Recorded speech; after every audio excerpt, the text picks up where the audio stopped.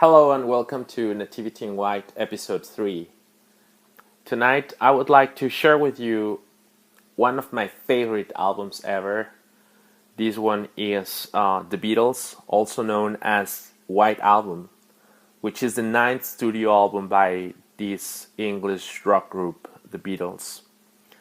The original vinyl copies released in 1968 had the band's name embossed right here on a white background. These pressings were also numbered. As you can see, this copy here doesn't have the Beatles embossed, and doesn't have a number, and that's because this is my mom's copy. um, See, it says there Mexico, DF, Mexico City. This is a copy from 1970, and I gave Luna this copy as a present because I know that she likes this album as well.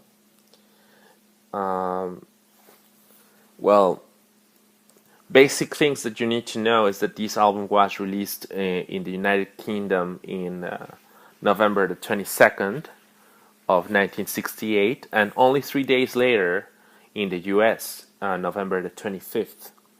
It was recorded between May and October 1968. It's by the studio EMI, and it has a length of 93 minutes with 35 seconds. So an hour and a half.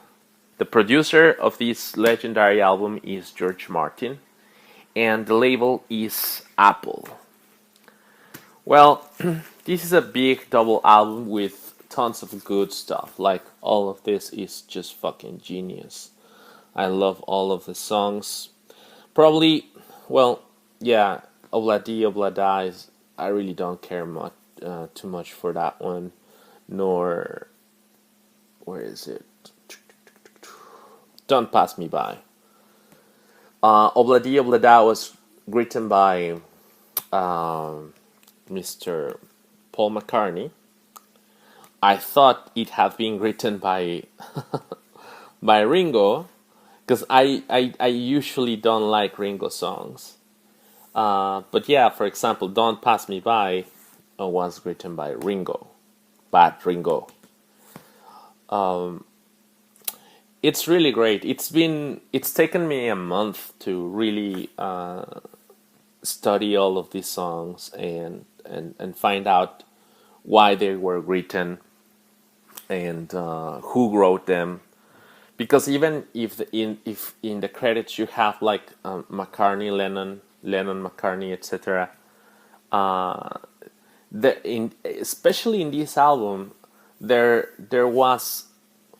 was one of them that has to do with like the whole idea. For example, Blackbird is a Paul song, obviously, and Revolution Number 9 is John Lennon song, right? A lot of people think that Good Night was also a Paul song, but it's a John Lennon song.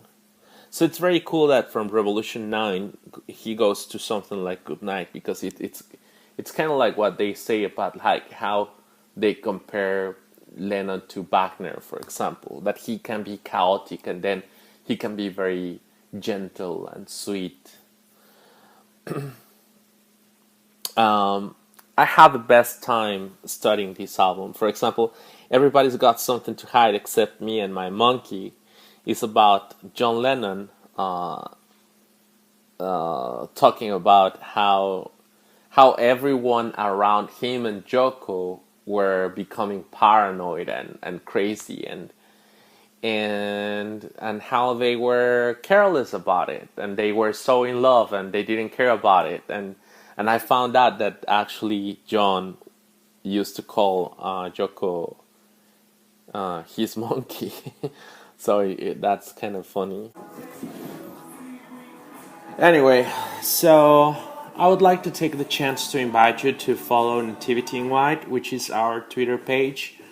It's run by me, and here we have very cool posts about, well, basically lately everything has been nothing but the Beatles White Album posts.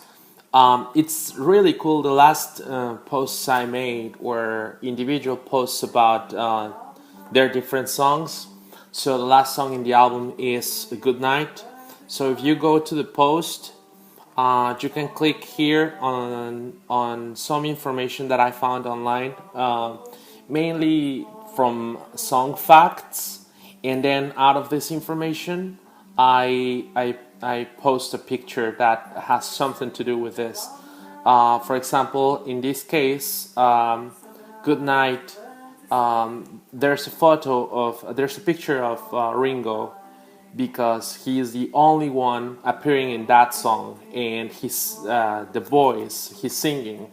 There's an orchestra, but no other Beatle appears on that song, so that's why, for example, that post is like that. Or this one song before the last song, we have Revolution Number 9, and here you have all the story about like how John came about the idea with it, and Joko helped him, and George Martin and Paul McCartney hated the idea of they didn't want the song to be included in the album, but then eventually here you can see very funny